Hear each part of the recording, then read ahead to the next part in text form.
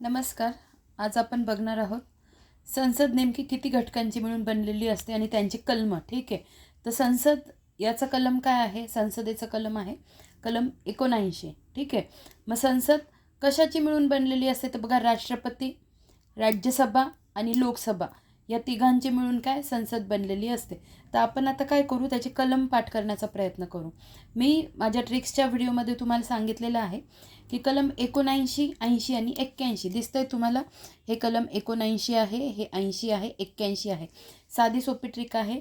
सरळ सरळ सरळ. ठीक आहे. स आणि मग पण तुम्हाला हे लक्षात पाहिजे, 79, 80, 81 ह्या सिक्वेन्सने आपण पाठ करत आहोत. स फॉर संसद, र फॉर राज्यसभा, ल फॉर लोकसभा.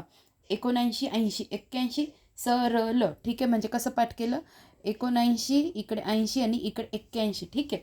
आणि एक हे 52 कलम जे राष्ट्रपतींचं आहे हे तुम्हाला सेपरेट लक्षात ठेवावं लागेल. ठीक आहे. मला असं वाटतं तुम्हाला समजलं असेल.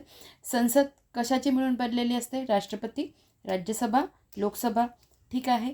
त्यानंतर आपण सरळ कलम कसे पाठ केले? स र ल या शब्दाने. स फॉर संसद, र फॉर राज्यसभा, ल फॉर लोकसभा.